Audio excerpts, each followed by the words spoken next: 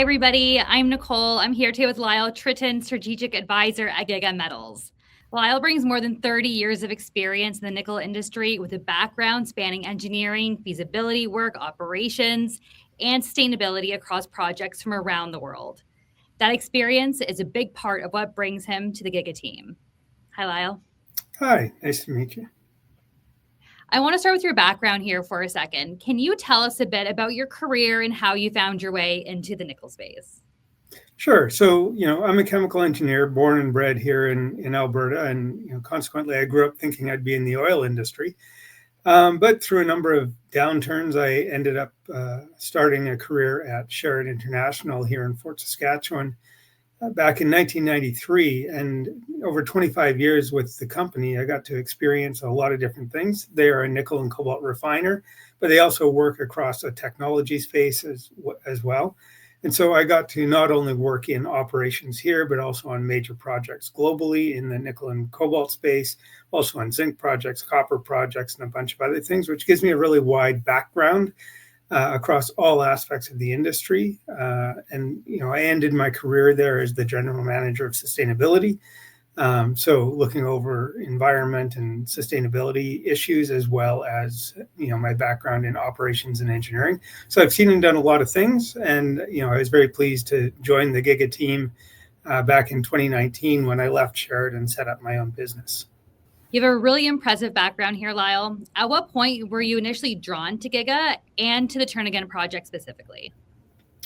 Well, the first time I saw the Turnagain Project was back around the year 2000. Part of my role with the Sherritt group of companies for about 8 years was investment analysis. And I kicked the tires on a lot of projects around the world, one of which was Turnagain. And at that time, it was an interesting project, great resource, lots of nickel, located in a great jurisdiction, but it wasn't ready for prime time in my view, because the metallurgical process that they had at that point was making a very low-grade nickel concentrate with on-site refining, which I thought was going to be a very great challenge with their location. So we passed on the opportunity at that point. But later on, after they made some metallurgical breakthroughs in the 2010-2011 period, and I was reintroduced to the project when I was going out on my own, it seemed like it was now at the point where it was ready for prime time. They still had the great project, great location, but they now had a metallurgical process that made a product that the world wanted. Ready for prime time. I love that. So we know that the project is one of the largest undeveloped nickel cobalt sulfide resources in the world. These materials are integral to electric vehicle batteries, energy storage technologies, all the sectors that the national industrial strategies are increasingly prioritizing. So how do the recent federal announcements shape the environment Giga is operating in? Well, there's no question that, strategically, Canada and other Western nations are very concerned about the supply chains for the metals that make up the key elements of their business models. This includes nickel and cobalt for batteries, for stainless steel, and alloys for jet engines, and many other things. What we've seen from the federal government over the last few years, and especially with the ramp up this year with the Major Projects Office, is an increasing focus on these upstream material projects and the downstream refining of those. That's taken a few different avenues. We think they're all important. There's been money made available and approaches made on new processing technologies. There's been approaches on regulatory burden that we think are exciting, and especially on infrastructure, which is a major burden for many resource projects in North America, especially in Canada, where we have, a large country with a sparse population and not a lot of infrastructure to get people in, goods out, power in, etc. And so the investments in infrastructure that we're seeing are very encouraging for a project that's in a relatively remote location like Turnagain. Now, looking ahead, if the project moves into production, where do you see it fitting within the global nickel market? So I'm going to take this as a two-part question, because there's two aspects of that. From a product point of view, Turnagain will make a nickel cobalt sulfide concentrate, very generic concentrate, high grade, much higher than anything that's traditionally consumed within the marketplace, but very standard. So this can go to any type of processing facility, whether it's a smelter here or overseas, or a new processing facility. It could be a hydrometallurgical facility like Vale's Long Harbor facility in Newfoundland, or new facility builds. So it's from a marketing point of view, having a standard product that's high grade and of high value that can be shipped anywhere and utilized is very attractive. And when it comes with great credentials, like being a Canadian project, reliable supplier with great ESG credentials, that adds to its marketability. So from a product point of view, I think it's going to be a great, highly desired product within the overall industry landscape. But we'll only be a small part of that landscape. The nickel business today is over 3 million tons a year. Turnagain's going to produce about 35,000 tons a year. So maybe 1% of the total nickel, that's not a huge thing. We're not going to change the nickel business through our project. From a cost point of view, it's always important to understand your cost basis for natural resource projects, because high cost projects tend not to last very long. We're looking at, through our PFS, a total cost, C1 cost of under $5 a pound. And what that means is that, including all the costs of transport and refining, the project will still make money at the low part of the nickel cycle.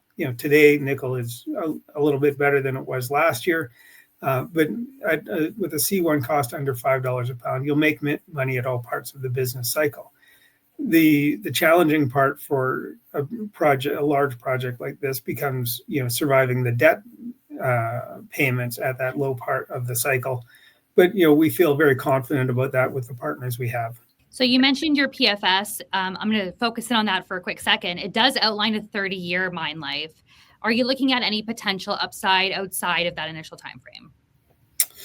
Yeah, absolutely. What we've outlined is 30 years of reserves based on the resource that we have drilled out today. We've drilled out a lot of the resource, but there's a lot of exploration potential within the deposit. So we feel that there's definitely a lot more that could be discovered. And within the resource that we have, only a portion of that, about 50%, is in the reserves today. Some of it is inferred resources that cannot be converted to reserves under the regulatory guidelines. So we know the metal's there, but as we process through the ore that we know well, we'll end up converting more resources to reserves later in the mine life. So we certainly have the potential to go much longer than 30 years. It's just we can't say with confidence exactly how long with the drilling that we have to date. Right. Now let's talk about the project fundamentals for a moment. What do you see as the key technical strengths of Turnagain? And I'll note too that you often reference a conventional flow sheet and marketable concentrate. Can you explain what that means in practice? Yeah, absolutely. One of the things that I love about this project is that it's very straightforward. When I've talked to some of our consultants about writing papers on it and stuff, they're all of the opinion that there's really not that much to say because we're not doing anything new. We're just doing it well. What we have for a flow sheet looks very much like a large copper porphyry mine like Highland Valley or Gibraltar. And, these are really the model for the kind of deposit we have. And I'll note that, Highland Valley, large copper operation, just recently extended its resources beyond its initial phase. The process flow is really very straightforward. Crush and grind the ore, subject it to froth flotation, which is a very standard practice used in the industry for 100 years, float the nickel sulfide material away from all of the material that becomes tailings, recover that nickel sulfide through a thickener and a filter, and that concentrate goes off to market. There's no real innovations here in the process aside from the reagents that we use to get the high-grade nickel concentrate that we get. But it's very standard practice, and so it makes it very low risk, which means that it's likely to have a good, clean commissioning and startup, which is where companies make money or lose their projects. Conversely, projects that use new technology, new technological approaches may offer, significant advantages on paper, but sometimes those don't actually make it to the light of day because the projects don't survive that commissioning and startup phase because new technology always takes time to debug. So, I really like that conventional technology, straightforward approach. Lots of people you can hire around the world that know how to run this stuff. So that's all very good. The product that we make, nickel sulfide concentrate, is a froth flotation concentrate, just like you make in Sudbury, in Raglan, in Quebec, in many other places. It's very similar to most of the copper operations around the world as well. The grade is typically about 18% nickel, 1% cobalt, about 25 to 30% sulfur with some iron and magnesium in there. This is, just comes from recovering the particles that we want after we've ground up the ore and rejecting the particles that we don't want. We're not doing any chemical transformations of it in the process. So, it's effectively little tiny rocks of nickel sulfide mineral, pentlandite, which is a nickel iron sulfide, which then can be treated by the standard processes that have been developed and used for the last 100 years for treating the exact same mineral from mines all over the world. Now, building on those technical foundations and your background in sustainability, we know that's a big part of this project. It is often described as an environmentally responsible project as well. So what elements of the design are helping achieve that? Yeah, so when we think about being environmentally responsible, we think about a number of factors. One of them that's become very germane today is the carbon emissions.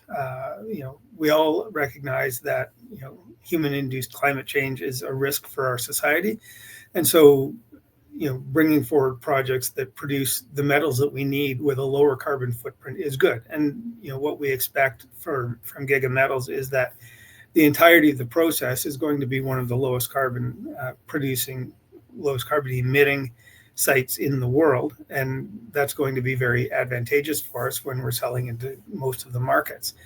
Along with that, we have to recognize the common risks that come with mining projects. We're going to be disturbing the environment. We're going to have to deforest some in order to get access to the ore body. We're going to dig up 1 billion tons of rock, and we're going to convert most of that into tailings.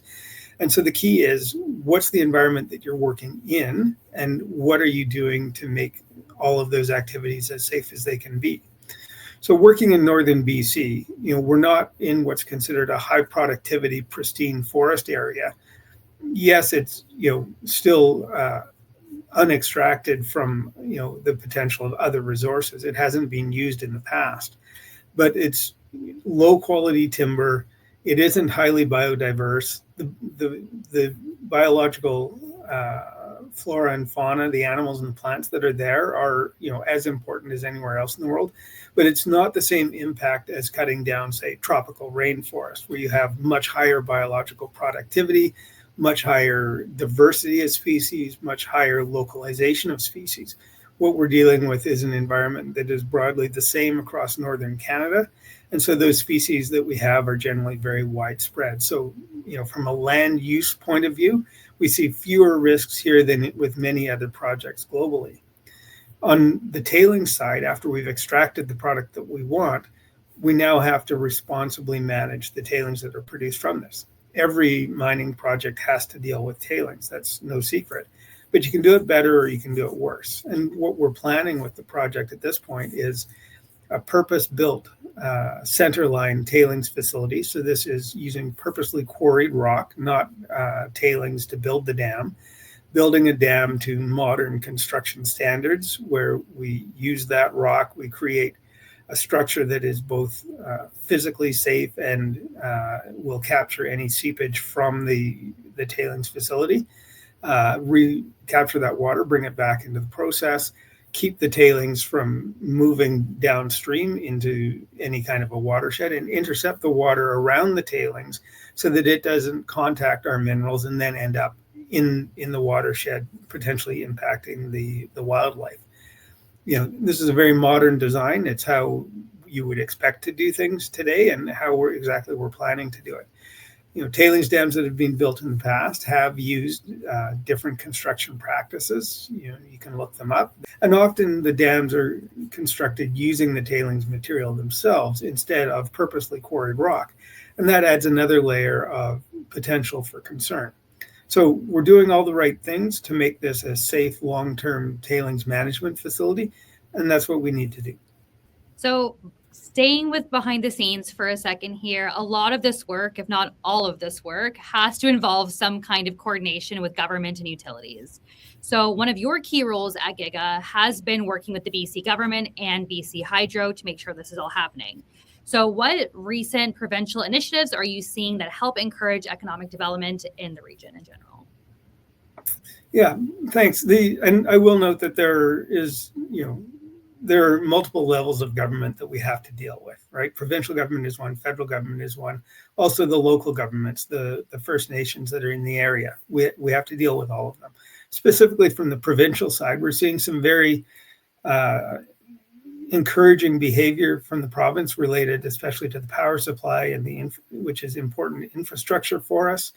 They're bringing on more low carbon power into the BC grid, which, looks like it will be challenged long term with the hydroelectric dams that it has. It's a great grid today, but long term growing demand will challenge that a little bit. So bringing on more capacity we see as a great thing.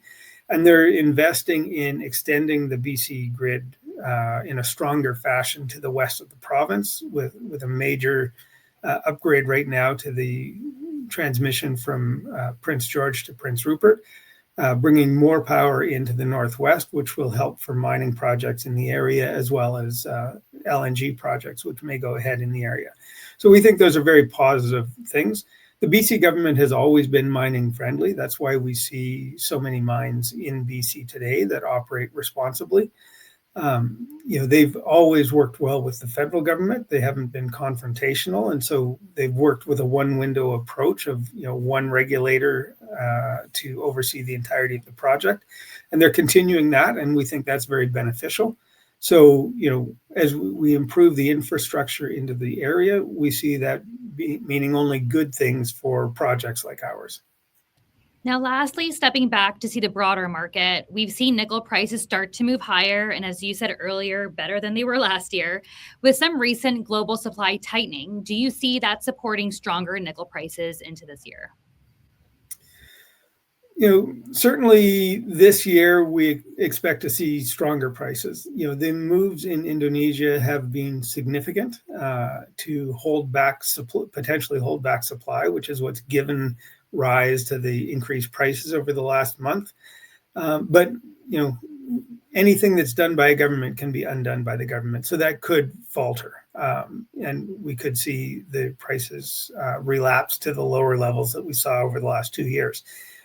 It's hard to say. Long term, I'm bullish on nickel because the demand for it in its major markets, stainless steel is the major market, is increasing. Demand for it in batteries and super alloys is increasing. So I'm bullish on it long term regardless. This year, it looks good so far. I would encourage the Indonesian government to stay the course and manage their supply, much like OPEC often tries to manage oil supply.